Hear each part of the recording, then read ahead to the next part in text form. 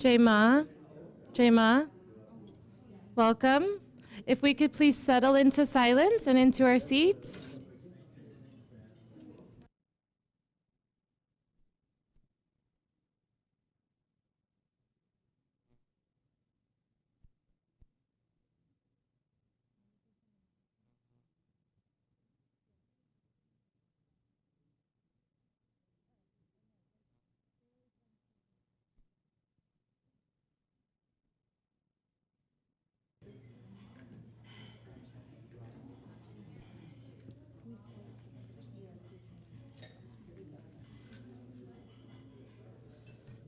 Good evening. If we could all please begin with 3 ohms.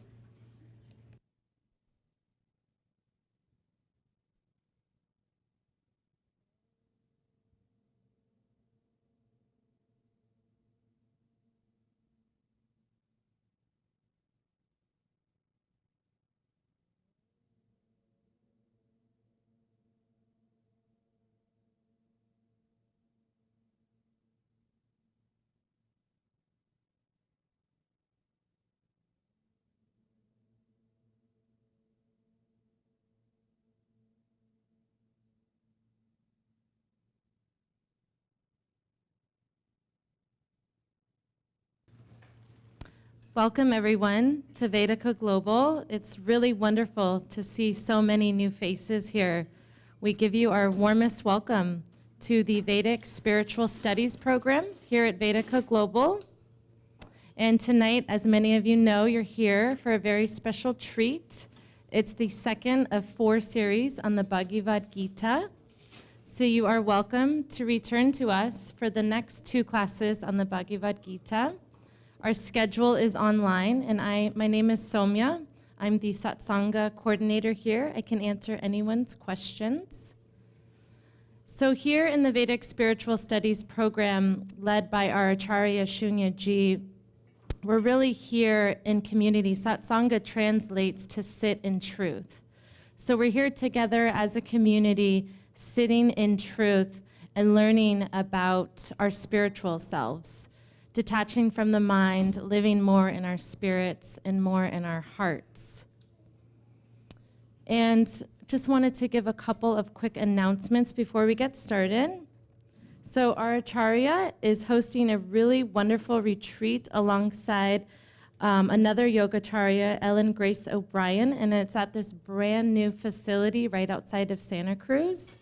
And it's a retreat titled Delight of Existence, Meditation, Yoga, and Ayurveda Rejuvenation Retreat for Women. Something to definitely check out if you're free. And our Acharya recently came out with this really transformative, beautiful book titled Ayurveda Lifestyle Wisdom. And it's a really in-depth story and tools on how to incorporate Ayurvedic wisdom into your everyday life. And Acharya Shunya can sign this for you. It's here for sale if anyone is interested. And then one of her senior students, Ananta, I know she's here, I don't know. Right, Ananta, if you could please stand. So Ananta took all of the teachings that she learned here at Vedika and made this amazing book. It's really a book of art, and it's wonderful for even the beginner of Ayurveda. And we also have this here for sale as well, and it's available on Amazon. Okay, so if we could all please stand for class prayers.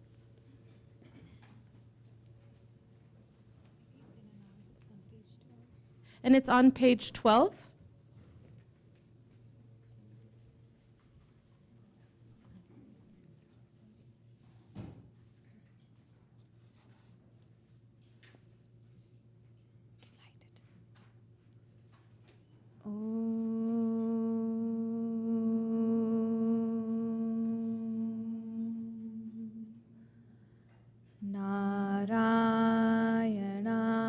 Samarambham Vyasa Shankara Madhyamam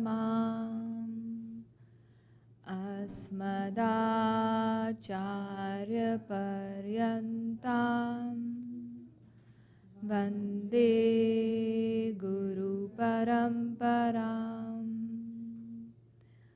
Om Gurur Brahma Gurur Vishnu Gurur Devo Maheshwaraha Gurur Sakshat Param Brahma Tasmai Shri Gurave Namaha. Om Bhurbhuva Swaha Tatsaviturvarenyam Bhargo Devasya Dhimahi Dhiyo Yona Prachodayat. Om Bhurbhuva Swaha Tatsaviturvarenyam Bhargo Devasya Dhimahi Dhiyo Yona Prachodayat. Om Bhurbhuva Swaha Tatsaviturvarenyam Bhargo Devasya Dhimahi Dhiyo Yona Prachodayat. Om Shanti Shanti Shanti. Om Peace Peace Peace.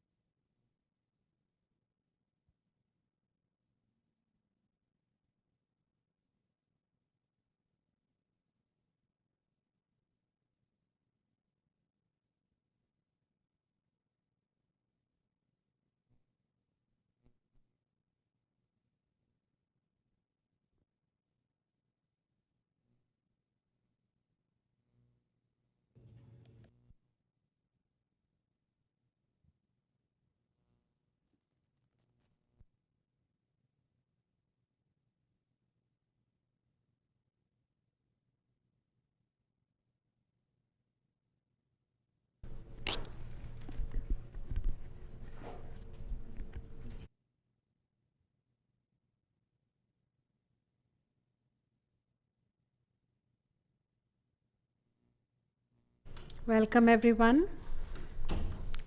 Welcome in person and welcome on the webinar. I know that in this moment right now, we are going to plant new seeds and embark upon a journey and meet some characters who live inside us. And in this moment, not in the past moment, not in the future that has yet to come, we shall make a decision within ourselves as to which character and whose journey do we want to follow, and what shall happen on this journey. So are you excited?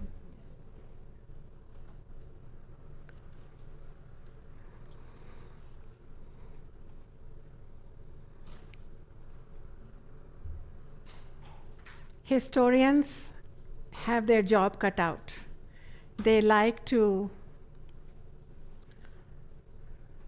find timelines for stuff that has happened to humanity, or rather what humanity has done to itself.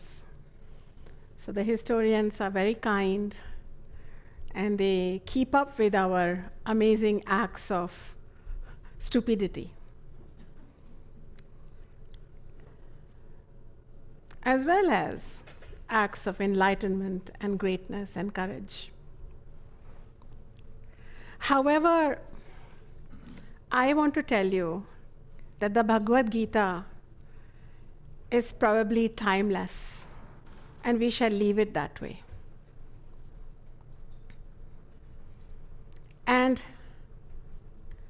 as a result, the Bhagavad Gita is relevant to us in this moment, now. And the Bhagavad Gita, a great teaching from India, from the great Vedic sages, tells us in this moment today that each one of us sitting here is split. We are split between that aspect of ourself which lives and dwells and transacts in this empirical reality, and seems to then become of that empirical reality, and then belong to it, and then probably and ultimately a subject to that empirical reality. A slave even in bondage to that empirical reality. Would you agree? And then there is an aspect of ourselves which is forever free, which is limitless, which cannot be denied because it keeps exerting itself. It keeps questioning this empirical bondage within us. Right within you, you question, do I deserve to be so confused? Do I deserve to be so oppressed? Do I deserve to be shamed? What shall be my freedom? Will hate set me free, or unconditional love? Is pride the right way to go, or humbleness? But nowhere, and definitely not in a sustainable manner, do I find that relief. Why is it so? Because there is a split. And Bhagavad Gita is that beautiful, celestial, divine song of the Lord that shall heal this split. So in this journey, we meet two characters, and both these characters are, guess what, in common parlance, equally stuck. One is stuck to tremendous unexamined hatred, but the other is equally stuck to unexamined affection. One is stuck to pride and vanity, and the other stuck to the need to feel humble and even kind, but unexamined. Equally stuck. One is stuck to wanting to do, to act, to take action, to be decisive. And the other is stuck to the perennial confusion to be or not to be, to do or not to do, is paralyzed. One is stuck to their image, their desire to somehow hold on to a throne, whether it rightfully belongs to them or not. The other is stuck to holding on to the entire world and letting go of a throne, even though it was for theirs to hold on to, keep, protect, and preserve. Both are stuck. Both are stuck. And these two stuck characters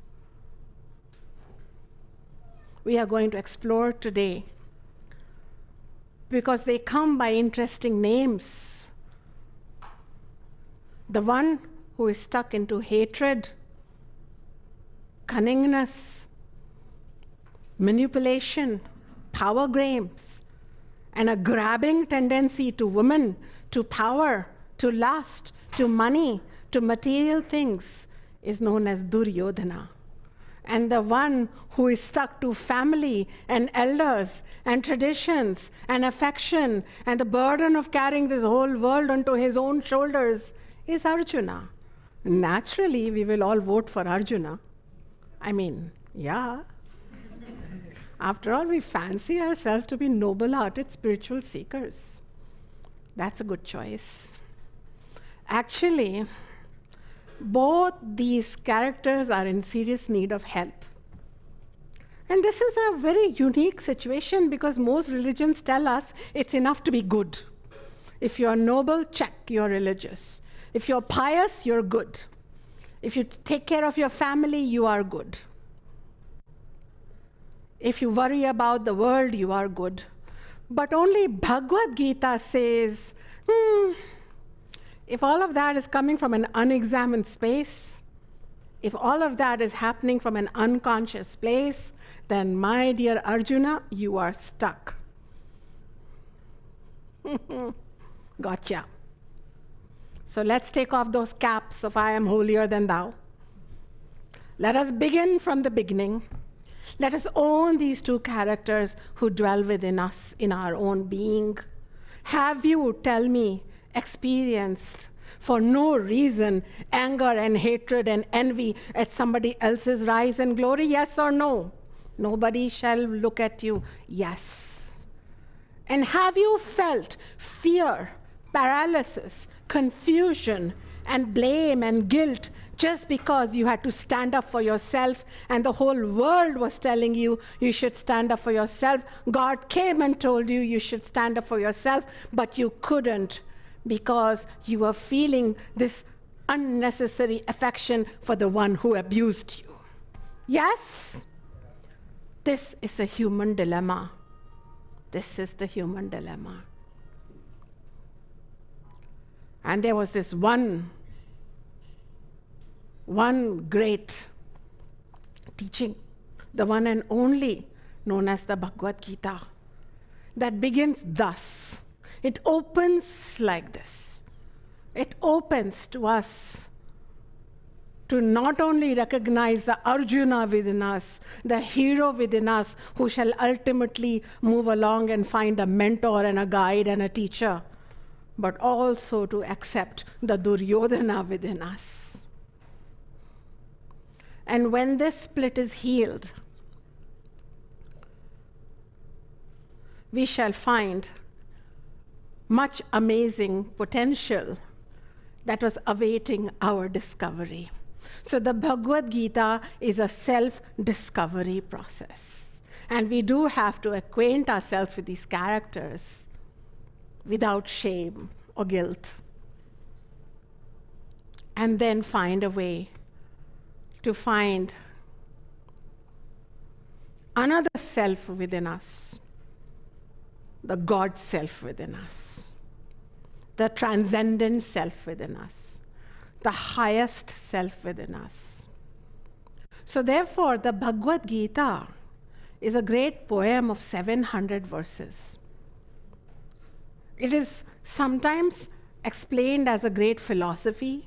Sometimes it is explained as itihas or history, glimpses of historical characters. Sometimes it is extolled or dismissed as mythology. I shall tell you what I think Bhagavad Gita is, dear friends, to my life. It's a rude awakening call. To me, wake up, Shunya. Because when I was born, and this is confession time, I think the Duryodhana was more active and dancing a dance of darkness and blindness within me more than even the Arjuna. But it was at the feet of my teacher that I could laugh at both and say, hey, calm down now, both of you. And instead of staying blind in our attachments to our positions, let me at least open my eyes. And it was a rude wake-up call, because who wants to wake up? Please tell me. It is fun to be asleep in our positions, our judgments, our biases. But these very positions, judgments, and biases, dear students, keep us locked in our suffering. We don't need many people. We can self-destroy ourselves. So therefore, let us not worry about whether this awakening call shall fall upon you with a rude jolt, or shall it come to you with beautiful fragrances and bells and, some violence playing to wake you up. May you have the better version of it. Let me bless that to you. But wake up you shall. Because to remain asleep and to continue to leading a life from a default space of presumptions and assumptions is pretty dangerous. Not only for ourselves, because we live in self-created hells, subjective hells, but for this planet and the world, and of course others. So to wake up to a greater spiritual reality and potential is urgent. And what better way can this urgency be defined than to give the background of a battlefield? And do you know that a dialogue happens between our hero Arjuna and his mentor, his guide, his friend, his guru, Krishna, in almost like suspended animation. Time has stopped. And probably for you too, time has to stop. You have to let go of constantly churning on those concerns that you had been churning upon, and a break has to happen between who you were in terms of your thinking apparatus and who you shall become. This is a time cleaved in the middle of the past and the future. It is right here in this momentous present. And so in a momentous present, which is timeless, that can be given historical dates, but why should we? We can attend to that some other time. Why not in this present moment, let us suspend everything else to understand and appreciate a few gems from Bhagavad Gita. Such is the power of Bhagavad Gita that no matter what I prepare to teach you, I teach you something else. Such is the power of Bhagavad Gita. When I think I'm going to cry and break down, I become stronger and a taller version of myself. Such is the power of Bhagavad Gita. When I think that this is how I have to structure things, a spontaneous, unstructured, formless, inexhaustible, indivisible power, then seems to guide me to something else. So I can tell you that I can vouch for the power of the Bhagavad Gita. And I personally, as a human being who was born with the fractured split that affects all of humanity, can tell you that the time comes when the split starts healing just simply by hearing of this knowledge. and a whole different being then lives, dwells, and plays on earth, or whichever loka or dimension you plan to play in. Let me know. Are you excited? Jai Ma.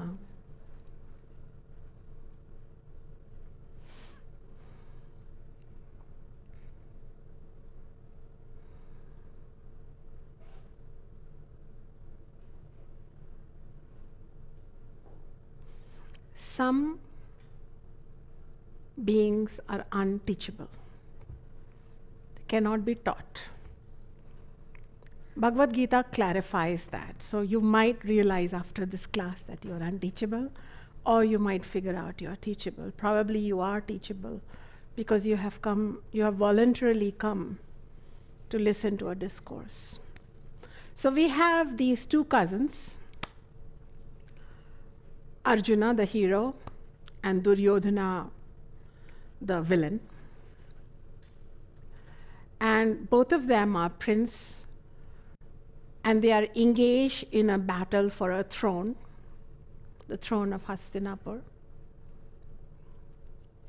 And how amazing that the evil, villainous Duryodhana had such confidence in his thinking that from the very beginning he plotted and schemed, so much so that he built a house of wax and inflammable material, a beautiful house, and he invited our hero Arjuna and his 4 other brothers, together called Pandavas, the 5 Pandavas, sons of Pandu, to come and be there in that house.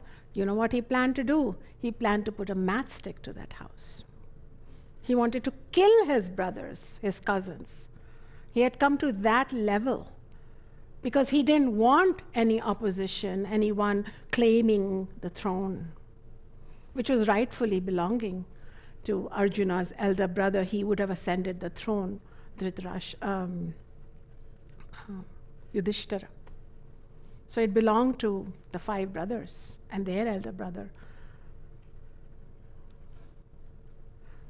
I already mentioned last time about various episodes of dice games in which with unfair means and through very clever cheating, not only was the wife, the queen of the 5 Kauravas, insulted publicly, almost sexually molested publicly, almost, but for the intervention of a divine force such as Krishna. But they were also banished to live in exile for 12 years. Well, 12 plus 1, 13 years. And then when they came back to ask for their throne, even then, the jealous, envious, lusty, desirous Duryodhana was full of himself to be able to utter a disdainful no. And in spite of all of this, our good-hearted, valued, full of values, in India we say, what a sanskari person he was. Very well valued, full of values, noble-hearted, God-fearing hero Arjuna does not want to kill them in war. Why? Why? Has that happened to you, where you had to stand up and take a stand for what is right, and you couldn't because some unclear strands or threads of attachment glued you to that person? So you became cloudy. You could neither love that person nor reject that person. So they were both stuck. And that stuggeredness has a name in Sanskrit. It is called ragaha. You know, music is in music also, in Indian music, we say raga. Raga is in English called, what is raga called in English? From music? Melodies. Melody. Sanjay ji, is it melody? Melody. But you know how somebody sings melody and it comes through your ears into your heart, right? And then even when that singing stops, when you walk out of that room, do you see? You're also still singing that melody. Then when you sleep, that melody remains within you, right? So ragaha is a Sanskrit word. It comes from the root word ranj, which means color. So what happened was, when you listen to that ragaha, it colored your consciousness. So if in the classical Indian music is amazing, it's divine, it's unparalleled. So when they sing the ragaha to awaken your senses, all your senses awaken. When they sing the ragaha to make you sleep, you fall asleep. Why? Because that ragaha has entered your being and taken over. And you have actually voluntarily opened all your doors and windows and said, take me. But do you know that something like that is happening also in our relationships? And for no reason, my dear friends and students, we are saying to the ones we love or things that we want, we are saying, here, I shall open all my doors and windows, take me over. Cloud me, bound me. I cannot now even think whether I need you or I don't need you. I don't even have the freedom to figure out if you are serving me or this relationship is not serving me, because I am, for some reason, in a very blind way, in a very unexamined way, caught. I'm caught. So it is not just a psychological preference to have a throne or have a relative in my life. It has become a need. It has become a dependency, and that is known as ragaha.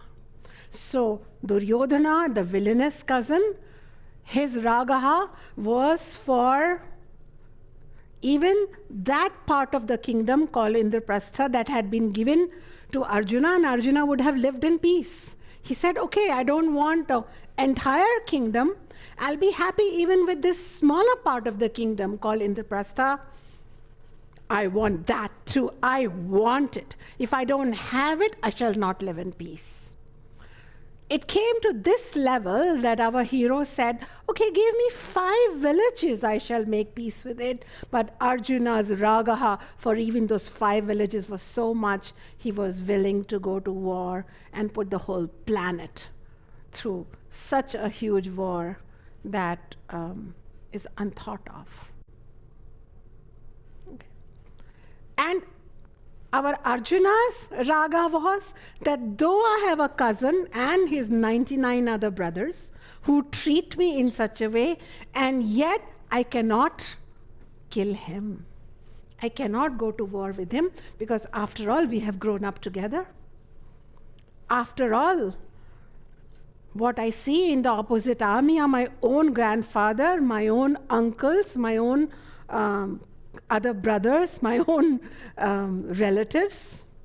So killing this one villain I could have probably, but I could possibly not go to war, because in the process I might lose more than I might gain. And with all these kinds of befuddlements and confusions, ultimately he too was gripped over by ragaha. Are you with me?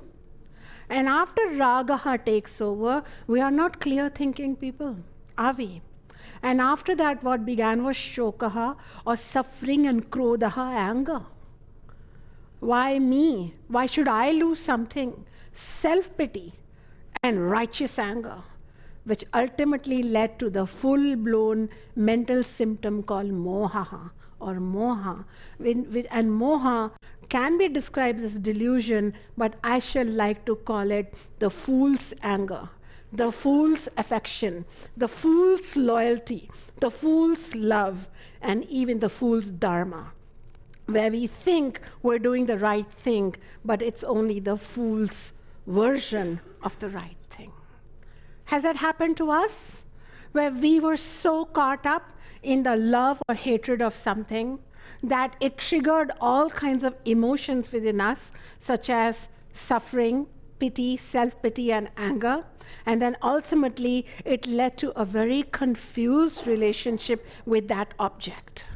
And then we can, where we should not go to war, such as in Duryodhana's case, he went to war.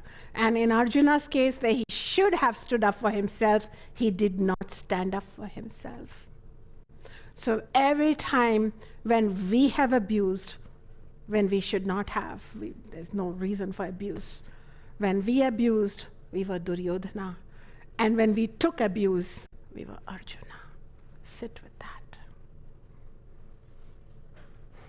But Krishna taught us neither give abuse nor take abuse. There is another way. So there is another character who's about to enter our story here. It's getting very juicy.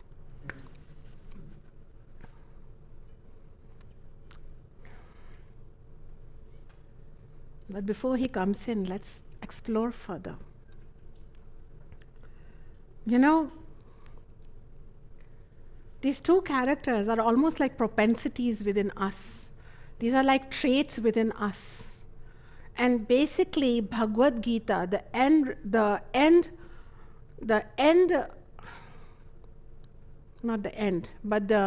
biggest benefit, one of the biggest benefits of studying the Bhagavad Gita and understanding it beyond the story is to then wake up from our unexamined attachments.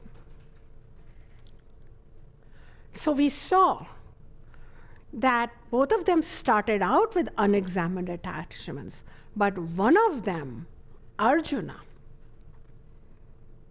attracted some teaching by one of Krishna was like a cousin, or actually a maternal uncle of sorts, similar aged, a maternal uncle. And he attracted teaching from Krishna. Krishna was well known. He was a judicious king. He was a respected mentor. He was a mediator between feuding kings, and he was a wise person. But you see, what happened was that why did Duryodhana not get taught, but Arjuna taught? Because even though Arjuna, our hero, got confused, even at the height of his confusion, he took ownership of his confusion. He did not just blame others constantly. He did not want to only be evil to others. So there was an inherent goodness, an inherent piety, an inherent soulfulness to Arjuna that attracted him, a teacher, that made him an adhikari, or a worthy vessel to receive knowledge. And in fact, in my last session, I had mentioned how Krishna had gone to Arjuna and offered him his advice. But Arjuna had openly said that na janami dharmam, na cha me pravritti, na janami adharmam, na cha me nivrittihi. So I don't know, I know dharma, but I don't seem to want to follow it. And I know adharma, or the wrong actions, but I don't seem to not want to not follow it. So just leave me alone. I just want to dwell upon what my senses grab, what they think in the mind, and then I want to create my own hell or heaven and dwell in it. Okay? So basically he declared, I am unteachable. Whereas Whereas, look what Arjuna did. What Arjuna said was, just before the war was starting, and he was still willing to fight the war because he had taken 13 years to debate on it's the right thing to do. He told Krishna, he said, Krishna, can you take me from where they were standing with their own armies, the good forces, in the middle of the battleground, where I can view both the armies? See, please pay attention. So when we let go of our one comfortable position, and when we dare to take a center position, at that time, when we dare to do that, we survey all our options. And Krishna brought him there in the middle, where he was away from his own cheering army, and he could see the strength of the other army, and more than that, he could see the characters in the other army, they had all grown up together at one time until the throne succession war had broken out. But he stood there in the middle, and so when we come into the middle, we are going to have to now make some paradigm shifts. We are going to go through a lesson. We are going to have to go deep within ourselves and come back with our own unexamined attachments, unnecessary grief and anger, and the fool's delusional propensities or moha that is born as a result of it. Okay? So he came in the middle, and he attracted a teacher such as Krishna. And it's very interesting that look at the difference in the which they talk. Okay?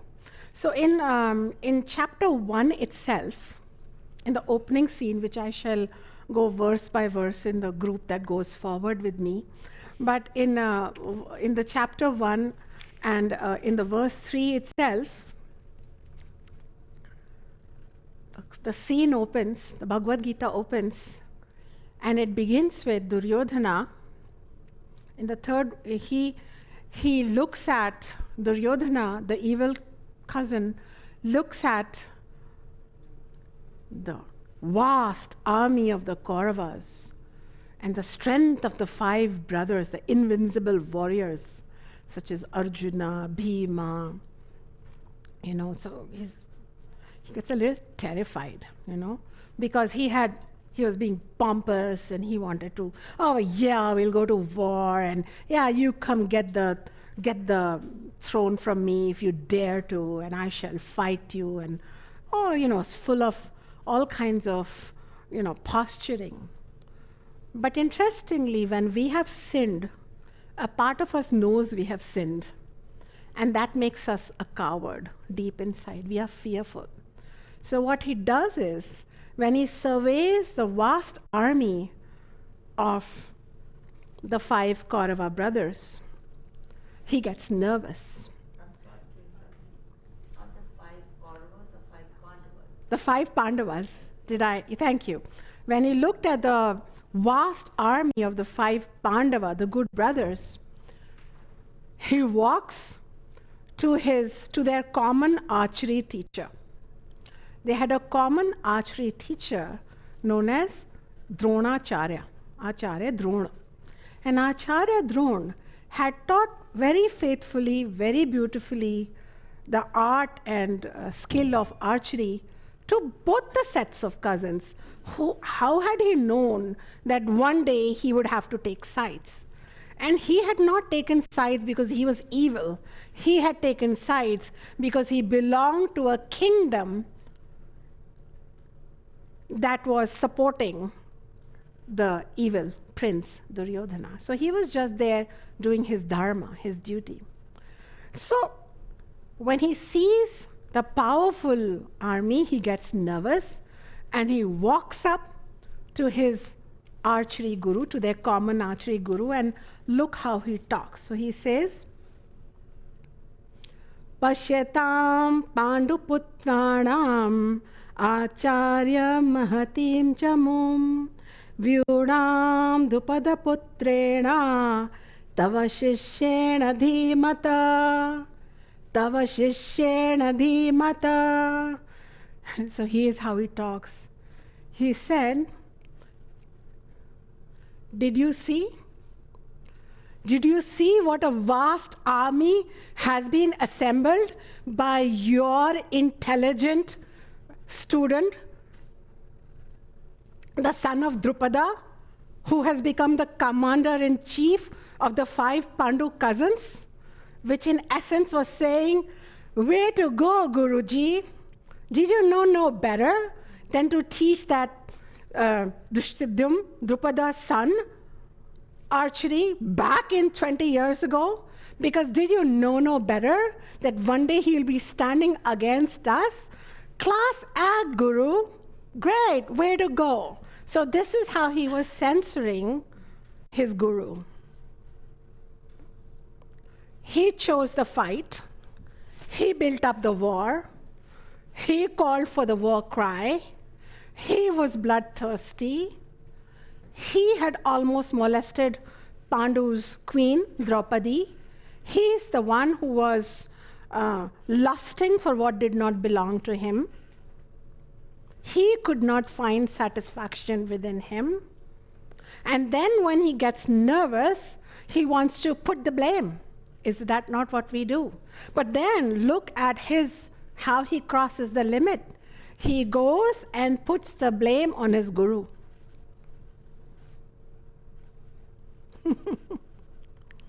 Whereas, let's look at how Arjuna talks to Krishna. Arjuna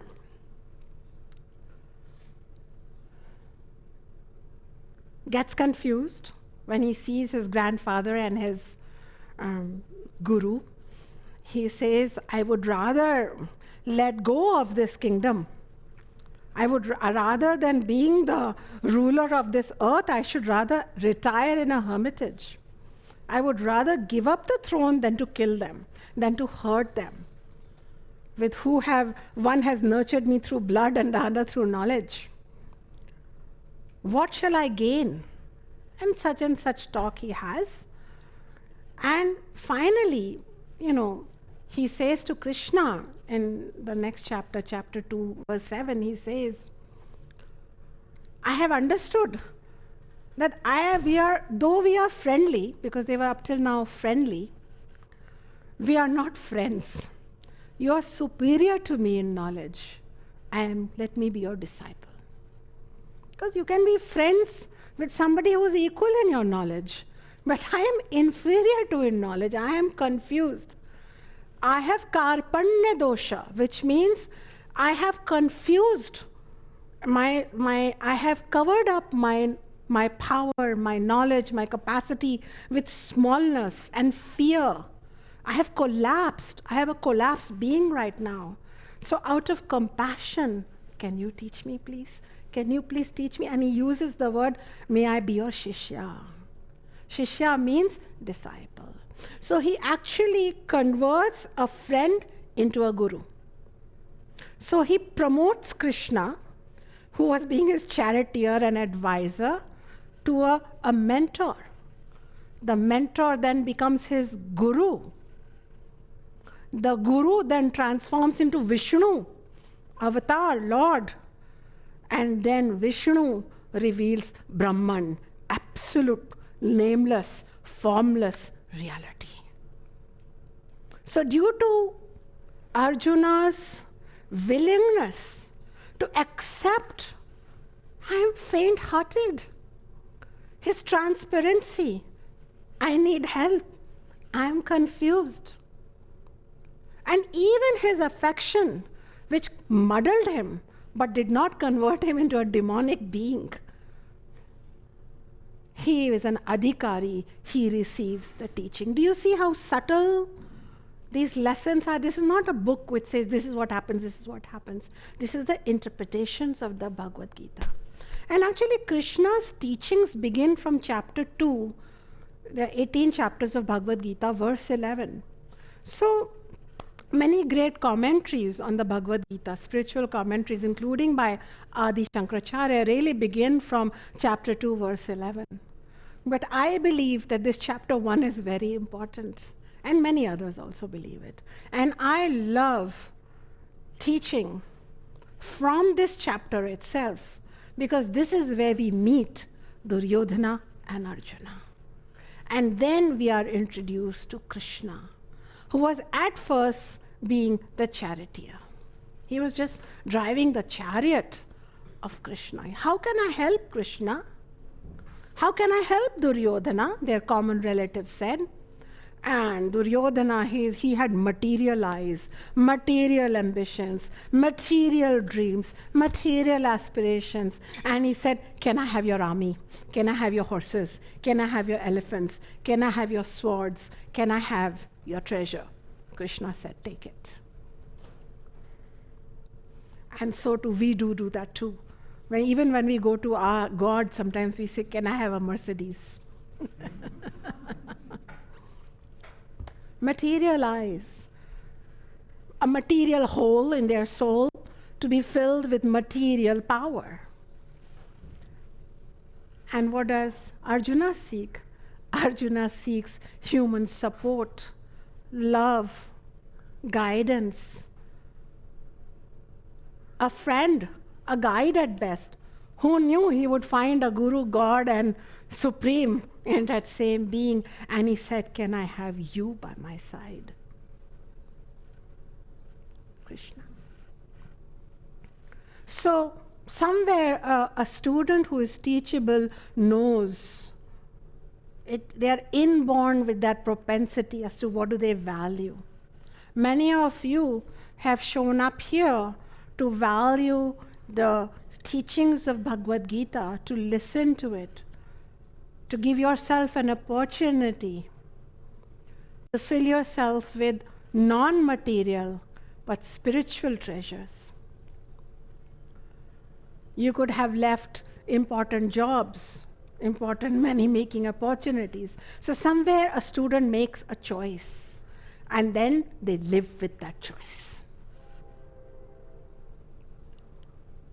A student asks for help without projections, without deflection of blame.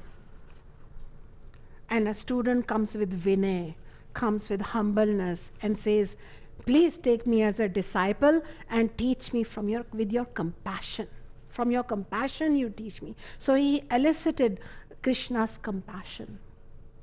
And then Krishna taught him. But as Krishna teaches Arjuna, humanity gets taught. And Krishna first gives Arjuna, who is caught up in the empirical world, with an empirical intellect, with an empirical concern in this world, here and now, my cousins, my relatives, my teachers, my people, what will happen, what will not happen. Should I leave everything and go? Will that be a better thing to do? What should I do? He gave him empirical imperatives, or empirical motivations to get up and go to war. So he gave empirical counter-arguments, which were enjoining Arjuna to wake up to his dharma of being a warrior, a king, a protector of his people, a brave soldier.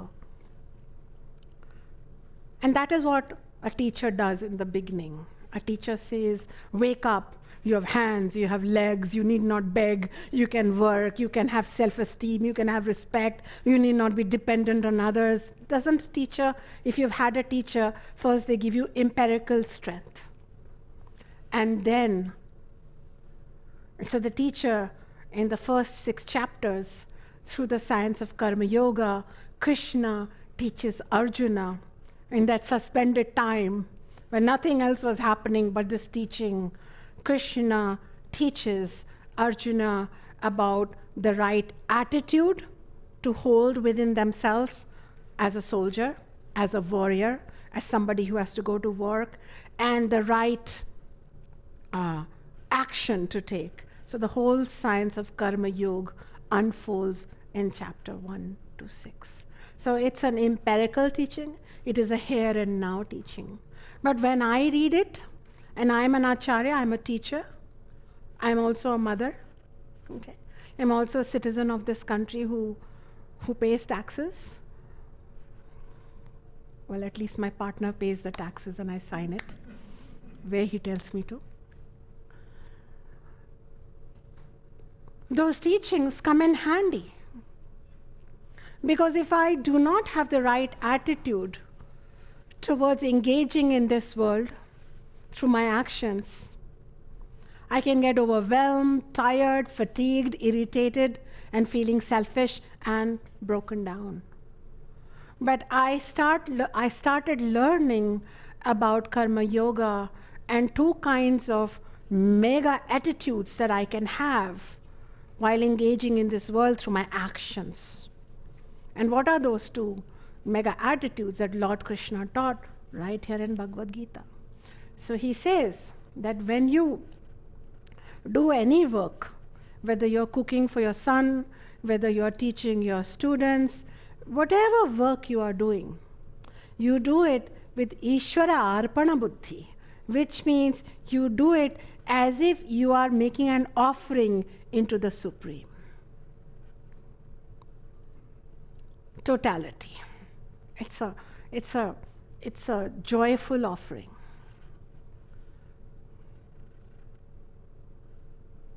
And you know, for last 2 months, without stop, I had guests at my home. And every day I felt happier.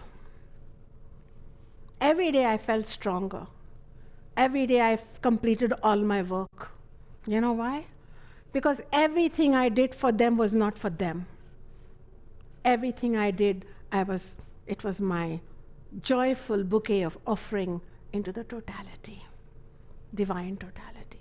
Because Ishvara is not the name of one God, but Ish means the supreme reality, which is in every particle, which is in everything, every organ, every organism, every living being, every inorganic, organic, everywhere. And so that's one attitude when you offer. Now, prior to that, when I was young and I had to offer even a candy to my sister, it would create a stomachache for me. Let me just tell you. So I am telling you that even if we have to offer more than one candy to a person, we can feel squeezed, small, our survival instincts will take over, and we will start calculating, what did I get? And when will I get back? And is it worth giving or not? But Karma Yoga said, give, because you are limitless. Tap into that limitless attitude and then give, and you shall find you are filled with so much limitless gifts. So I'm giving an example. Then, when you receive as a result of hosting these guests for 2 full months, I received love, affection, all kinds of things. Maybe some gifts. Ishvara Prasad Buddhi, receive as if it is a gift back from the universe. It has come to you, so there is no cosmic mathematics here. So these are some of the teachings that we work upon and we learn from Bhagavad Gita. And so first, Arjuna is taught by his Guru Krishna. This Shishya and this Guru talk, and first he gets some empirical teachings that support us in our transactions. Why me? I have students who have problems with their boss. I know people who feel afraid walking into their corporate office. And we have to go back to Karma Yoga Attitude 101. You are not giving your 8 hours, 9 hours to this boss or to this company, which gives you only, this much money. You are giving to the totality. The whole universe has orchestrated for you this opportunity to give and to receive. And as they start giving from this pure place, they start receiving from a pure place. And so if less is received, there is equanimity. If more is received, then also there is equanimity. One does not get arrogant or breaks down as a result. So these beautiful themes are taught. And you would wonder, really? Krishna needs to go to battle, Krishna. Do you really have the time to teach him all this? But this was needed, because when we lose our inner strength and our direction and our calling as to what to do, we have to go back to Karma Yoga ABC, because without Karma Yoga, we are only somehow floating in the very disturbing ocean of emotional problems, and we are only creating what is called karma, which is just actions without any strategy, without any spiritual blessing, without any grace. It's only karma, karma, karma. So guests coming to my home is a great opportunity for Shunya to create a karma hell for herself. But guests coming to my home for 2 months with karma yoga, I am comfortable, my health is good, my friendships have blossomed, my plants are growing, my animals are fed, my profession is doing well, my job is well, the gods are pleased, the planets are on their orbit, and all is well, because with karma we have brought in yoga, the union with what is the highest potential. And as a soldier, as the king who should rightfully, the noble king who should succeed the throne and protect the people of his kingdom. Because if his queen can almost get molested, can you imagine what was happening to the women and the helpless children and the women of that Hastinapur, where Duryodhana had claimed his right to that kingdom, and then his brother Dushasana and so many other evil brothers were all there, the 100 of them. What was happening in that kingdom?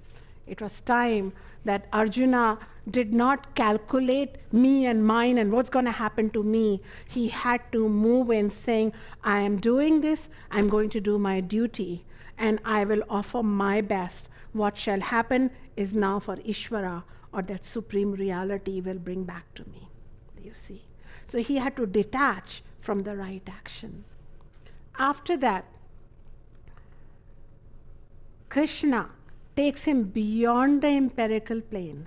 And we also, at some point in our spiritual journey, deserve to go beyond duty and dharma into another sphere, even a more subtler sphere.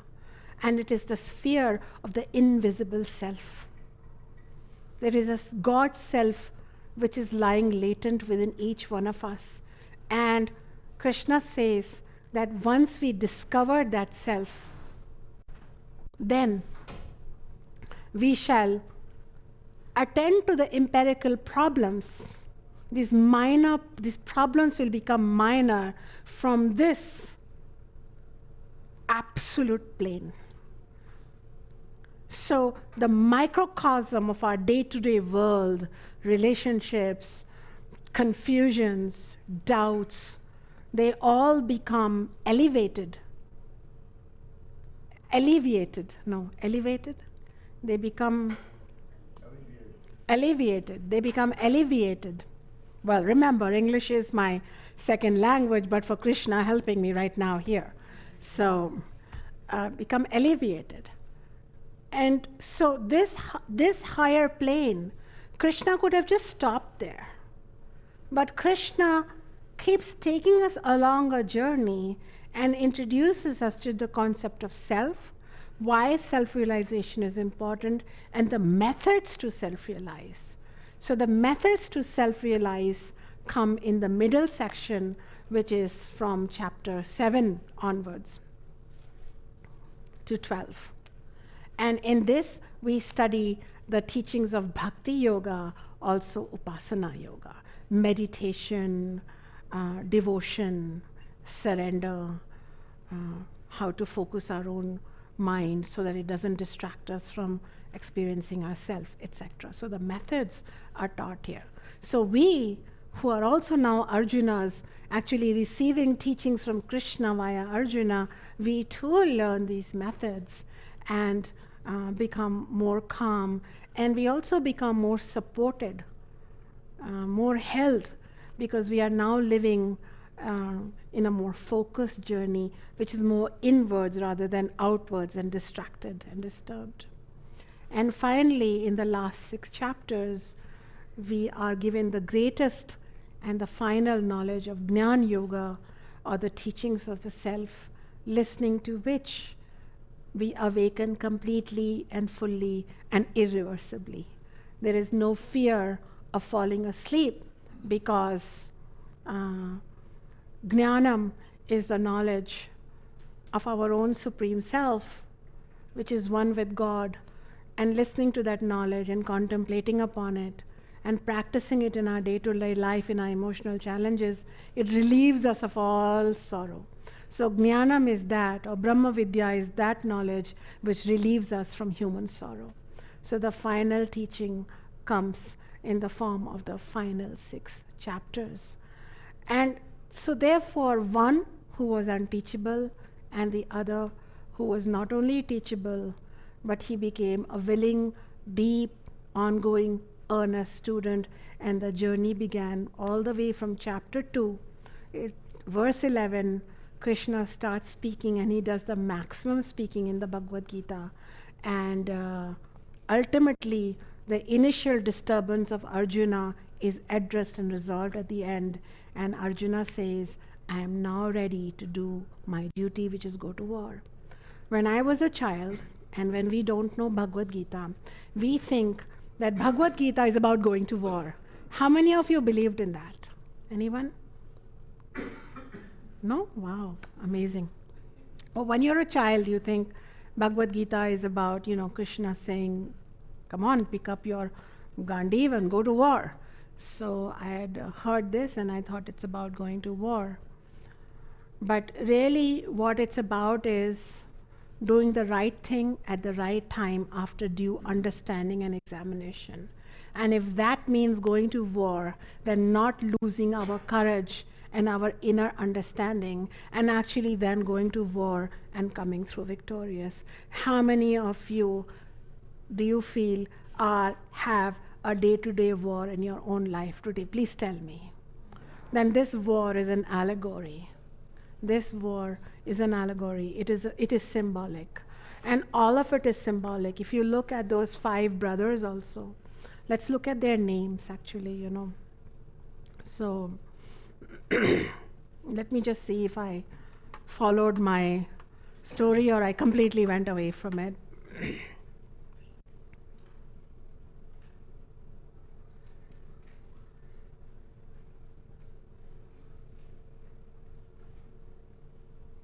Okay.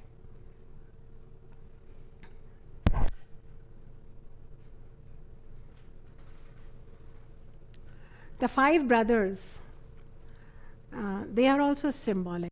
Actually, 5 brothers and 100 evil brothers, villainous brothers, 5 noble brothers, teachable brothers. The eldest, known as Yudhishthira, he is symbolic. He is symbolic of somebody who does nishkama karma, or selfless action. Actually, when you look at Yudhishthira's personality, Yudhishthira was somebody who really wanted to uphold dharma. He wanted to do the right thing because it's the right thing, and not for any personal aggrandizement. So he was the hero of karma yoga in our story here. The other brother is Bhima, and Bhima he's upheld as a very strong warrior, very strong, very huge body, very beautiful muscles, great internal strength, external, very strong. And so he represents courage. Okay. Arjun, why did Krishna talk to Arjuna and not to others? Because Arjuna represents our ability, it is known as vicharashilata, our ability to think, our ability to engage in deeper questions, analysis, and thread through the darkness to find a resolution. So even our ability to think and ask questions and contemplate, even that is a strength.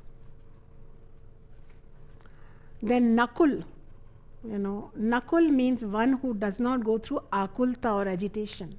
So Nakul is being sthira, being non-agitated, even through the difficult war that faces us. And Sahadeva. Sahadeva means the one who has done surrender to Deva, one who is constantly not doing it from a personal ego, but the constant experience of a spiritual presence, an absolute spiritual reality that coexists with this empirical reality. So interestingly, these are only 5 brothers. One who can act selflessly and uphold dharma. The other who is courageous to go through the journey. So if you are that, if you can dare to be a bit selfless in your actions, believe in spiritual courage, accept that we can think through our problems. Actually think. Most of us only feel and react. Do we actually think and use the thinking apparatus called buddhi or intellect to come to some new understandings? Can we use our thinking versus merely beating our chest in anger or sorrow? Can we can we make ourselves less agitated through meditation, etc.? And can all this time constantly remember that though I live in this empirical reality that is closing in on me, there is a higher spiritual reality that I'm going to wake up to. And that there is spiritual presence, there is God, and I am being helped visibly or invisibly. And apparently, these 5 symbolic powers were enough to overcome the 100 evil brothers, each one of them representing evilness. From where? Apparently, the evil brothers have a father known as Dhritarashtra, and he is shown, as I mentioned earlier, to be blind. And so, interestingly, typically when we start our spiritual journey as per Bhagavad Gita, our ego, which is the king, is also blind. And it gives birth to 100 evil tendencies. 100 evil tendencies. And each tendency just wants, grabs, and calculates that, am I going to lose 5 villages? Should I have a cow now? Should I behave like a abandoned person? Should I go and fight any kind of battles for what is worthy or what is unworthy? I mean, Duryodhana could have just lived with his own kingdom. His father had divided it up, saying, okay, you 100, you rule Hastinapur. These 5 can rule Indraprastha. He could have just lived like that, but it was not enough for him. Why? Because wants. And that's how typically our ego is. So therefore, the king, who could have given justice but could not give justice, because another divine justice is required, which requires the expansion of our thinking from this very narrow, worldly, material thinking to a more spiritual thinking. And these 5 qualities of these 5 brothers represents just 5 seeds of more thoughtful, more mindful, more spiritual, more conscious values and beliefs that we can embody within the mind, but a higher mind known as buddhi or the intellect. So are these 5, can they be senses? Are they 5 senses? No. So this is where I was coming to. So the human being, each one of us, the human being, we're leaving the spirit out of it just for now. The human being, the functioning human being, the being born and dying human being is known as jiva. The human being is divided up into 3 empirical parts. The body, sharira, the mind, manas, and the intellect known as buddhi. Okay? And the body has located within the body. We all need a body because this body is very important, because in it is located 10 sense organs. 5 are organs of sensory perception and 5 are organs of action. So organs of sensory perception are what? What? eyes, nose, tongue, and those 5. And the 5 organs of action are like hands, legs, reproductive organs, elimination organ, and organ of speech. So this mouth is interesting. It also creates karma by speech, and it also tastes. So mouth goes in both the places. These 10 organs, they live in the body. And so the 5 sensory organs receive the world, right? And they give the information to the mind. And the mind refers it back to a higher level mental functioning. It's all made up of thoughts, but it's a higher level mental functioning called buddhi, or the intellect. And the intellect then says, do this, don't do that, eat this, don't eat that, go there, don't go there. Then the mind goes back to the motor organs and says to the legs, don't go to Acharya Shunya, she only looks really calm, but she's not a very pleasant teacher. Stay away. So the legs move back. Okay? So it's like the buddhi is deciding how much distance to keep with the teacher, where to sit, what not. It's just a funny example. But it's like that, right? Now, so the buddhi is, I had explained last time that in the mind, thoughts are just coming like a river, and they're at the level of sensations, feelings, perceptions. They're raw. But then the intellect is where they are becoming more decisive, nischayatmaka buddhi. So based on past experience, memory, etc., it gives order. And then the motor organs play it out. Okay, all good? So the sense organs actually feed into the mind talks to the intellect gives back the direction to the mind goes and talks to the motor organs, and the motor organs do accordingly, such as they will use the hands to eat, to bless someone, or to slap someone, because based on what the intellect told. Or they will use the legs to walk towards buying drugs, or they will walk back from not buying the drugs, right? So this is based on the intellect. Now, the intellect is of 2 kinds. The intellect itself can be sthula or sukshma, gross or subtle. Now, when it is gross intellect, it can help us understand some basic functionings, and we can get by in life. We can entertain ourselves, we can earn some money, we can complete some purusharthas like artha and kama. But it is only when our subtle intellect is awakened through interface with divine teachings, with a spiritual teacher, that our higher abilities of dharma and of moksha or self-realization awaken within us.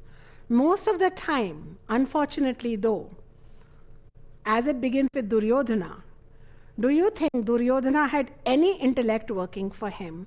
Probably, in his own way, he was seeking entertainment by molesting a queen, respectable queen. He was seeking, survival by wanting more and more kingdoms. So ideally, the intellect is supposed to help us, but sometimes the intellect can get so corrupted by mental qualities of rajas and tamas, which is agitation and heaviness, and depression and ignorance, that the intellect is not supporting us. So we call it buddhi bhramsha, or we call it a blind intellect, or we call it like it's an intellect but is as good as no use. So have you heard an alcoholic or a drug addict say, I know everything. Yeah, don't tell me Shunyaji, I don't want to know about Ayurveda, Yoga, Vedanta. I know everything, I shall teach you, come sit with me. Have you heard people like that? They are full of, I know it, but do they know? So probably at that level, when that happens to us, it can happen to us, our intellect has fallen asleep, or it has become corrupted. The hard drive has become corrupted. And at that time, it's just the senses. They bring in the smell of the alcohol. The mind says, I deserve alcohol. After all, my mother-in-law is nowadays visiting, so I should get drunk. And it gives itself a reason to get drunk, and it gets drunk. See, mother-in-law, poor thing, was just watching Oprah Winfrey on TV. Leave her alone. She's not telling you to get drunk, but the mind justifies And so the intellect has become so corrupted, we don't even want to use it. So at that time, the person becomes a self-destructive monster. The person is self-fulfilling negative prophecies. The person doesn't need anybody to hurt them, they hurt themselves. The person becomes a victim, an aggressor, becomes confused, disturbs relationships, and even does substance abuse, hurts the planet, hurts the environment, and God forbid if such people are in like important, powerful political positions, then also we are in a bit of a quandary. Because then the person may just, use tweets or social media. So, it's an example. So we had a blind king, Dhritarashtra, in timelessness, and we have sometimes blind, government officials who are in similar situation where they are blind because they don't have help from their intellect. And so what Bhagavad Gita does, and these teachings do over these next 17 chapters, is it expands the intellect and it opens the intellect to its subtle propensities, and thereby the mind becomes our friend rather than being our enemy. The whole mental apparatus becomes our friend. So it's highly symbolic. So the battle is not really outside, but it is within. Bhagavad Gita invites you to understand that there is an ongoing battle between that which is deathless, which is yourself, eternal, nitya, and that which is perishable, the body and the mind, which is anitya. Bhagavad Gita invites you to look at the battle between what is the ultimate absolute reality, Satyam or Brahman, and what is this, what we see and we conjure a reality, you see. In the same room, if there are, some 70 people here and another 70 on the webinar or more, I don't know, each person is looking into the same reality, but based upon their mental apparatus and their intellect, they are conjuring their own realities. Do you see? So these are subjective realities. And so there is a battle between subjective reality, what we think is the reality, and what is the reality, that we are really one, though we experience separation. Okay? There is a battle going on between our own viveka, or our own ability to discern between right and wrong, between what is beneficial and non-beneficial, versus moha, which is that foolish, foolish delusional attachment to how things should be. So there is a battle that is going on between truth and untruth that we tell ourselves. So therefore, there is all these battles, and Bhagavad Gita says, let's look at it. Let us not remain stuck and act from that stuckedness. And how interesting. Because it was so easy to say, don't act like Duryodhana, don't be selfish, be selfless. And look, our hero Arjuna was being so selfless, he was willing to give his kingdom and everything to his evil king. Height of selflessness, don't you think so? But who are you giving the kingdom to? Is that selflessness, or is that escapism? Thank you. And so now I come to the next part, when each one of us, and this Bhagavad Gita says, that it is not the outer circumstance which is the problem. It is how we interpret that outer circumstance, and then we make it, oh, this circumstance is giving me sorrow or joy. For example, when something happens in our life, one person could make it a big deal. We brought up the issue of the mother-in-law, so we'll keep it up and we'll say, oh, my mother-in-law is visiting, or my mother-in-law is demanding, or my mother-in-law is critical, so all hell has broken loose. Another person can say, my mother-in-law is demanding and she is critical. It looks like that's the only experience she's had in life. Let me love her some more. Let me take her on a picnic. I think she deserves a break from herself. Two different responses. So is the mother-in-law the cause of joy or sorrow? Or is it us and our interpretation of it that causes the joy or sorrow? So this gets revealed in Bhagavad Gita. And typically what Bhagavad Gita says is that when a difficult situation comes in front of us, we all have three reactions typically. The first one is escape. I just want to not deal with it like Arjuna was doing. Let me escape from it. So one is escape. It's a flat out escape. Whether it is your elevated cholesterol, you want to escape from it. Whether it is, whatever it is, you want to escape it. The other one is we want to force fix it to the way we want to see it.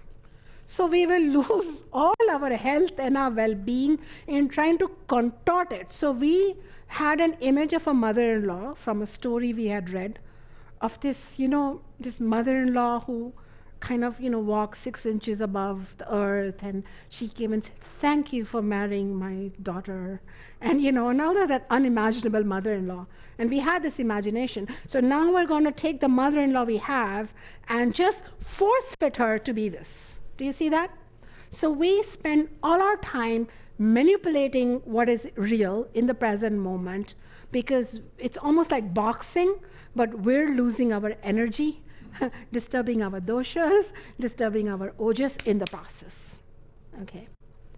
And the third one is when we can neither escape it nor can we manipulate it to change, then what do? We talk about it. And when we talk about it, there is this slant of self-pity, piratmak, sorrow. We're like, well, yeah. But there's always this sense of lamentation, this justified talk about your sorrowfuls. So we build it. And we seek validation of our suffering, like how we're stuck, and we seek it. Anybody want to leave? Okay, so remember when I said it's a rude wake-up call? That's why. It makes us take responsibility. But I like it, because I would like to talk about it, but then often when I was practicing Bhagavad Gita, you practice Bhagavad Gita. So when you're practicing the Gita, you're lamenting and you catch yourself and say, wait, I can hold it in. I can hold it in. This goes with another sadhana that we teach here in Advaita Vedanta called Titiksha. And Titiksha, it's a very beautiful teaching. It says, when a difficult problem comes, bear it and don't talk about it. It's a great one. Because when you bear it and you don't talk about it on top of that, because if you bear it but talk about it, it weakens you. So if you see Arjuna, first he tried to escape. First he tries to completely escape,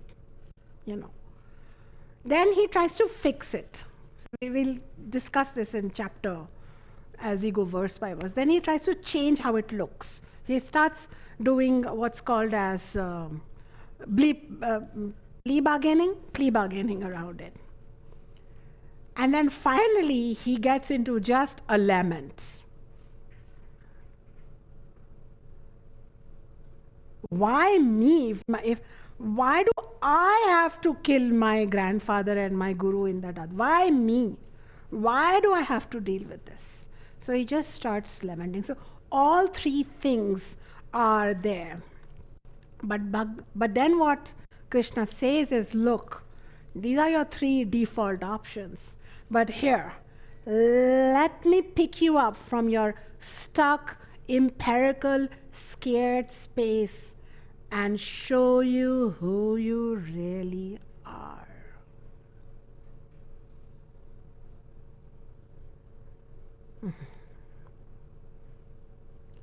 And when that false,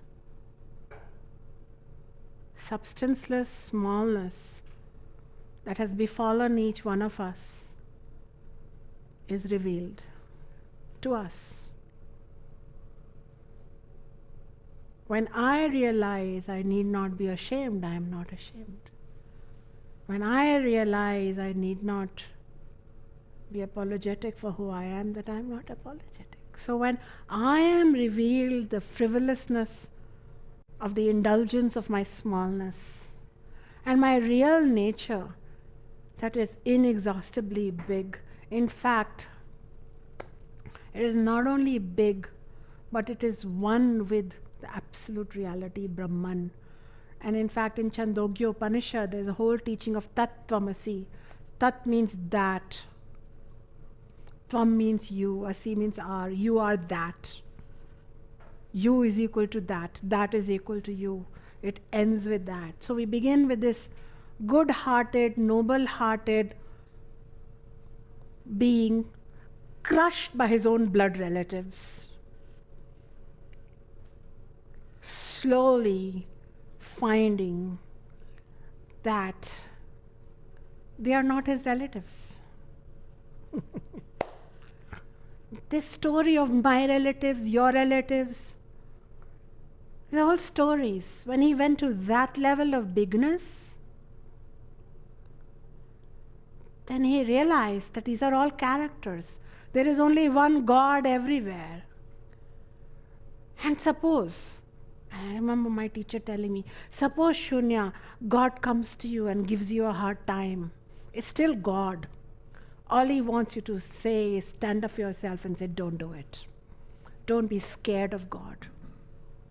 And if God came and seduced you, don't lose your dignity to God. It's just God. God is everywhere. These are all characters. It's a dharma kshetra. Dharma kshetre kurukshetre. Samaveta yuyutsavaha. Mamaka pandavascheva. Kim kurvat sanjaya. This is the first verse of this grand 700-verse poetry, which begins with this blind, egotistic king Dhritarashtra asking his charioteer Sanjay, his person who had the power to look into what was happening in the battlefield, and he asked this small question, really small question. And you know how it is small. Bhagavad Gita begins with a question mark by the ego, by the blind king saying, oh, all the warriors have enthusiastically collected on that battlefield called Kurukshetra, which is also the field of dharma. He knew it. And he says, how did my boys do? Mine. Mamaka. See, he was uncle to both. He had raised Pandu's children, because those 5 boys had lost their father early. He could have said, how are the children doing? Oh my God, they are fighting. No, he says, in the critical moment, the man who had to give justice, he sits there and says, how did my boys do? Versus Pandu's sons. So he had already done me and mine. Kim kurvat Sanjaya. Tell me, Sanjay. Sanjay was the name of the narrator who is looking, who has divine sight, the author Vyasa has given him to look and tell.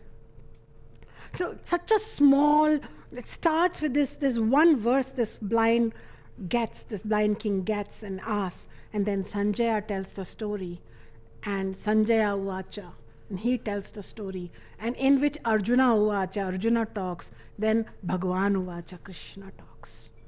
And at the very end, we come to this conclusion that in any time when there are students like Krishna, Arjuna, and teachers like Krishna, then only truth and peace shall prevail.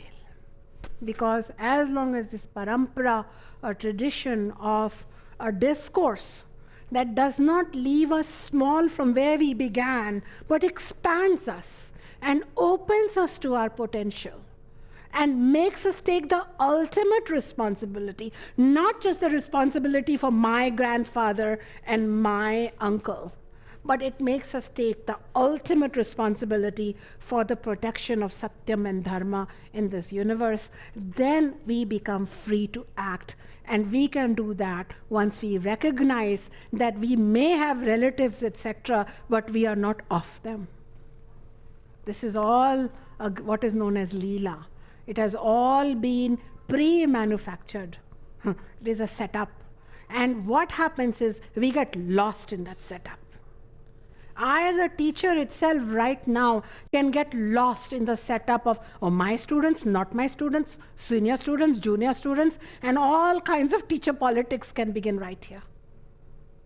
Instead, when I show up as a teacher, due to Bhagavad Gita, I remember that I am only playing a role, and who is speaking to me through me is Supreme Reality, and who is hearing is Supreme Reality, who is making this happen is Supreme Reality. Then all I have to do is do my work in the proper way, do my duty, do my dharma, and leave the fruits of my action to that Supreme Reality. So therefore, we have taken things a bit too personally, I will say, and collapsed ourselves into very small, tiny relationship webs and construed a story of oppression and aggression, and either is not okay. And of course, in this Bhagavad Gita, Duryodhana was unteachable. The unteachable self-destroy themselves. So he destroyed himself, he destroyed his kingdom, he destroyed all his brothers died, his parents died a living death. He was unrepentant till the last, and probably still unrepentant somewhere in the samsaric wheel. Probably got a Vedika flyer to come to Bhagavad Gita, but said, I'm not going to that one. So one day, if the Duryodhana is more awake within you, at least we can try to become Arjuna and openly accept that I need help. And if the Arjuna has already brought you here, then stay through that journey, verse by verse, I would say, or wherever you get the opportunity, once in this lifetime, if possible, and complete it. Because that is the invitation. So who composed Bhagavad Gita? Who composed Bhagavad Gita is a teacher known as Vyasacharya, Acharya Vyas. He's known as also Krishna Dvaipayan. And there is, he's a character in the Mahabharata, as well as he's the compiler of the Mahabharata. Sometimes it is said it is not sure who wrote the original epic Mahabharata, which is of 100,000 verses, in which Bhagavad Gita dwells with 700 verses. But because at one time, in India at one time, there is possibly that there was a group of people known as Vyasa, and they were scribes or compilers. It was a prestigious title to be a Vyasa. But in our Sampradaya, we consider Vyas as a teacher, a living being, and in fact our prayers, it can be Narayana Samarambham, Vyasa Shankaram Madhyamam, Asmadacharya Paryantam, Vande Guru Parampara. Or it could be, Sadashiva Samarambham. So different sampradayas or educational lineages begin either with Vishnu, Narayana, or with Shiva. And we begin with Narayana, Vishnu. And then we agree that his extension, in fact, he is considered a minor avatar of Vishnu, Vyasa. Then from Vyasa, it went to Shankaracharya in 8th century. Then to Asmadacharya, to our immediate teachers from Ayodhya, from where I come from, and myself. And we offer our gratefulness to this Guru Parampara. So it is said that he went into his dhyanam or deep meditation, and he came out with, spontaneously, apaurishye, he came out with 10 million shlokas or verses of which 100,000 became the Mahabharata, of which 700 became the Bhagavad Gita, of which the 84 is the Adi Bhagavad Gita by my great-grandfather. So Vyasa is known to have, compiled the Vedas, because the Vedas were North India, South India, East, West. They were all living orally in different sampradayas. And so only he had the ability to collect them, compile them, edit them into first 3 books, and then the 4th one came. So Rig, Sam, Yajur, and Atharva was later. And he is also said to have composed the 18 Puranas. Puranas are neither history, they're not history. They are not, I don't even know if they're mythology. They're definitely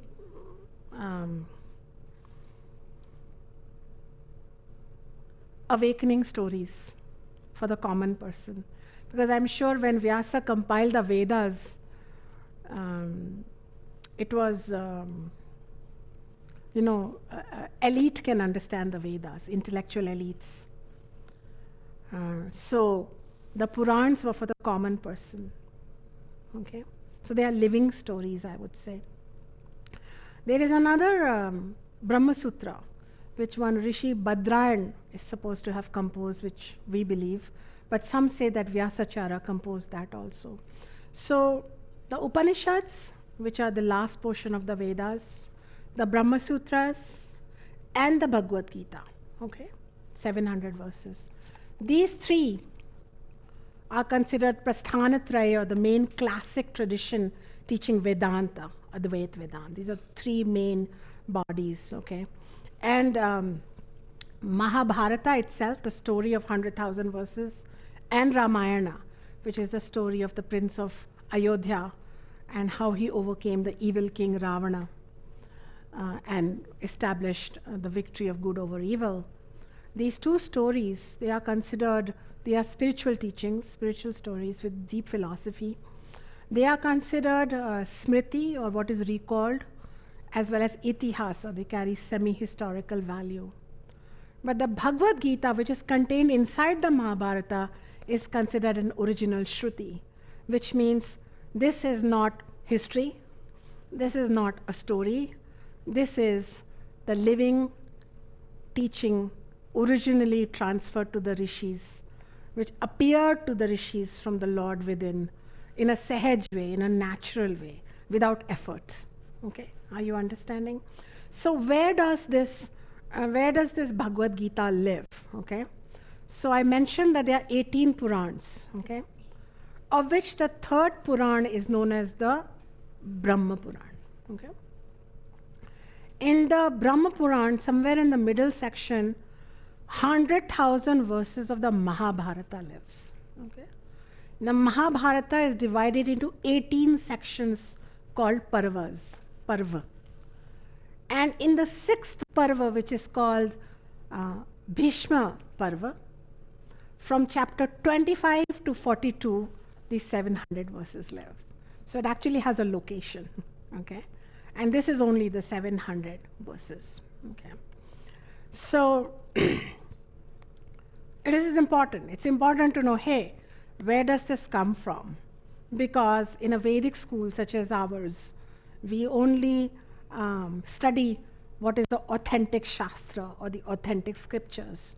And so therefore Bhagavad Gita is as authentic as you can get here right now. So I wanted to share with you, and this is not original, and this is just from my exploring the World Wide Web, but I wanted to share with you some of the comments of great Mahapurushas or great beings who have said a few words about Bhagavad Gita. Would you be open to receiving that? Have you heard of Albert Einstein? So he says, when I read the Bhagavad Gita and reflect about how God created this universe, everything else seems so superfluous. Mahatma Gandhi, do you know him? When doubts haunt me, when disappointments stare me in the face, and I see not one ray of hope on the horizon, I turn to Bhagavad Gita and find a verse to comfort me and I immediately begin to smile in the midst of overwhelming sorrow. Those who meditate on the Gita will derive fresh joy and new meaning from it every day. Have you heard of Henry David Thoreau? Okay.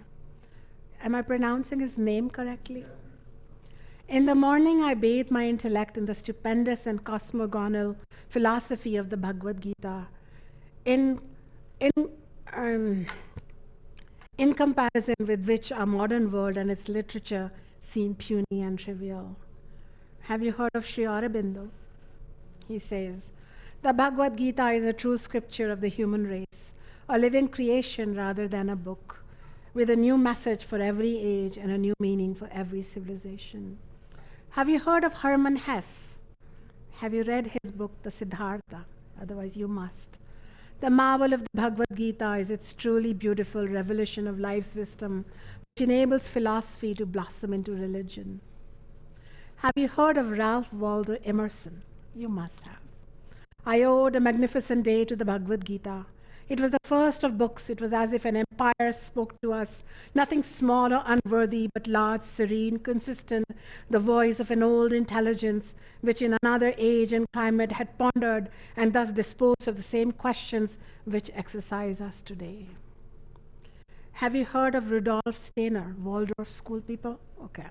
He writes, in order to approach a creation as sublime as the Bhagavad Gita, with full understanding, as sublime as the Bhagavad Gita, with full understanding, it is necessary to attune our soul to it. And finally, have you heard of Aldous Huxley? Hopefully. The Bhagavad Gita is the most systematic statement of spiritual evolution, of enduring value to mankind. It is one of the most clear and comprehensive summaries of perennial philosophy ever revealed. Hence, its enduring value is subject not only to India, but to all of humanity. I could go on, but I wanted to share these because I have followed these great people in their different work, and I have great respect for what they bring to humanity and to human civilization. And I feel thrilled that here at Vedika, we are going to be studying this Bhagavad Gita, not only for 2 more classes, but for perhaps the rest of my lifetime, because we're going to take it up. And if you do decide to study further, all you have to do is to join an online group where I shall be teaching you on a monthly basis and going through the shlokas. If you are looking for a spiritual path that takes you home to you and reveals your inner guru and reveals to you that you are not different from God, and this is not a God that looks a certain way, dresses a certain way, talks a certain way, but that absolute reality, then this is the teaching for you. If you are looking to expand your intellect and let it help you and navigate your life, then this is the teaching for you. Because it is not a samvada or a dialogue between Krishna and Arjuna, but it is between the Sadguru Krishna and you, your soul. So this is very, very important for you, to remember that. So I am inviting you all on a spiritual journey. Many of you students have already written to me how you're looking forward to the ongoing diligent study. I want to tell you that in India nowadays, it has become common to memorize the Vedas, to memorize the Gita, to memorize the shlokas and just chant them without living them. But the sampradaya, not everywhere, but it's becoming common, let's just say. But the deeper sampradayas, and there are still some sampradayas still alive, to remind us that this knowledge has to be lived, it has to be contemplated, and allow it to bless your relationship with your mother-in-law, allow it to bless you in your relationship with your cousins, with your boss, with your neighbor, with your own self, and then with God. So therefore, I teach a more psychological and deeper interpretation of it. I'm not in a rush. I don't know how long my soul will dwell in this body, but I can say that I'm committed to teaching it. And if more of you show committed, if I find Arjunas, I can even teach more times a month. Who doesn't want to teach and learn Bhagavad Gita? Do you think I only teach? Do you think I don't learn? Of course, we are all sitting at the feet of the great Lord Krishna, Jagat Guru, and we are learning from him. So every time I learn, I feel like my hair on my skin rises when I read Bhagavad Gita. I feel like my breath has become different as I'm teaching the Bhagavad Gita. And every day I read the Bhagavad Gita. Every day, my students know that. So this is a living document. And because the Adi Bhagavad Gita is my family's main document, and I talked about it in my last class, which is on YouTube, you will know the history of the Adi Bhagavad Gita too, which is amazing. This knowledge has been a way of our life, and we are all battling our inner Duryodhanas. And then it's not enough to be goody two shoes Arjuna. It is time to have an awakened Arjuna, an Arjuna who understands how to hold that goodness and carry it through and not collapse. And to connect that goodness with godliness. And then not to just find the God outside, but then within. And then let this whole drama dissolve. So it is a great teaching, a great science. So as you come along on this journey with me, what are you going to bring in your backpacks? Tell me. Water? Well, let it be hot water, okay? I would like you to bring with you Shraddha. You know, Shraddha is a Sanskrit word.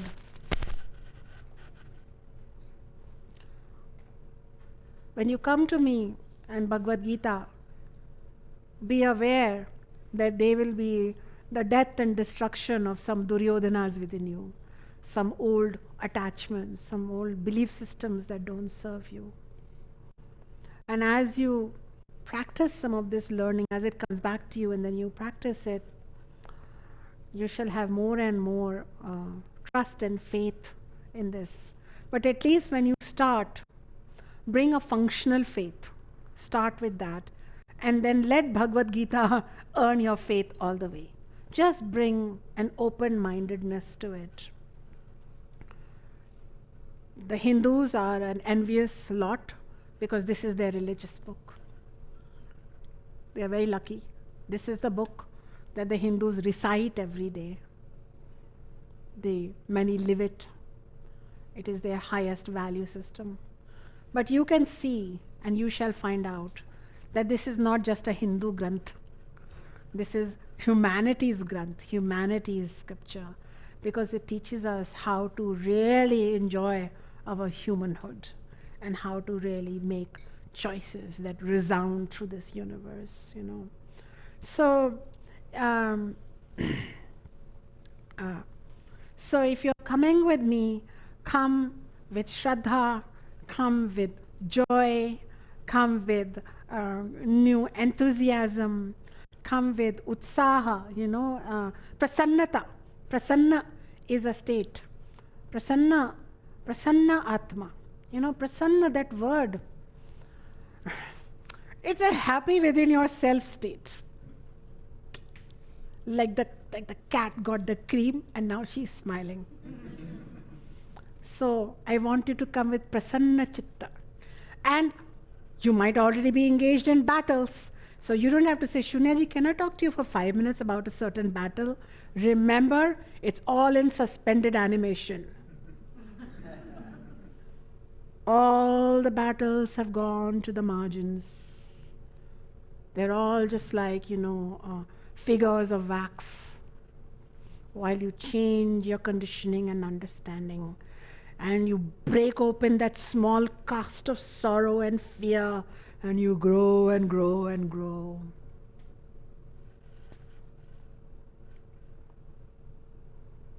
And then you come back to animation, and you know how to deal with it, right? So this is the beauty of it. So you have an opportunity to descend deep into yourself. You're going on a 5 to 10,000 year-old, timeless, perennial journey.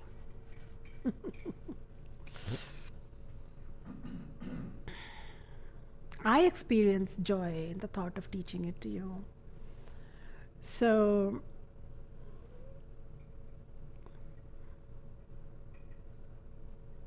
you're welcome. And thank you so much.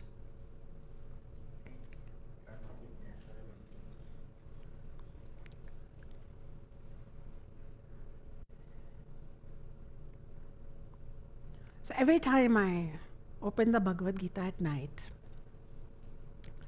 I would have been leading my empirical journey to the best of my awakened self. And then just when I'm about to go to bed, I read one verse and my lid pops open. And I become so big. I'm bigger than my house, bigger than the planet, bigger than the universe. My consciousness is huge.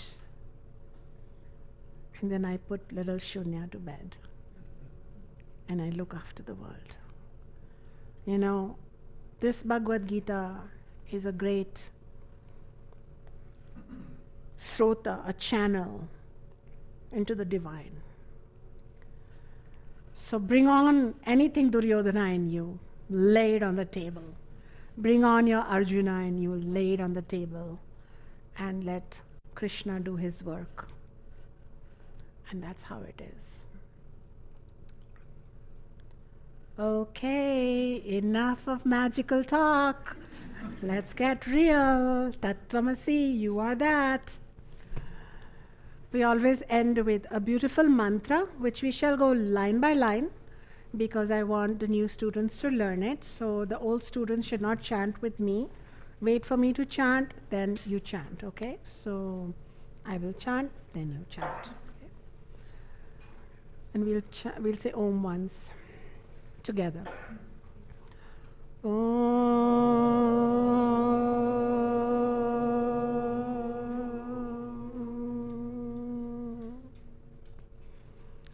Asato ma satkamaya.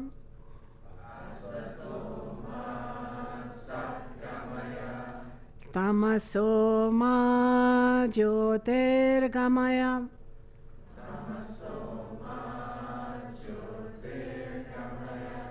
Mrityorma amritam gamaya.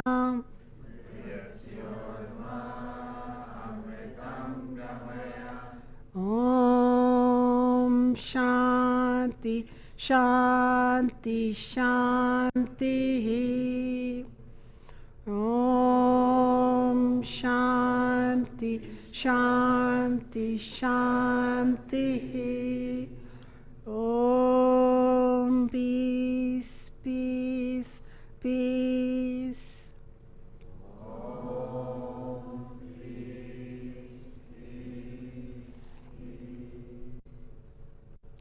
Om Shri Krishna Vande. Shri Krishna Vande Jagat Guru.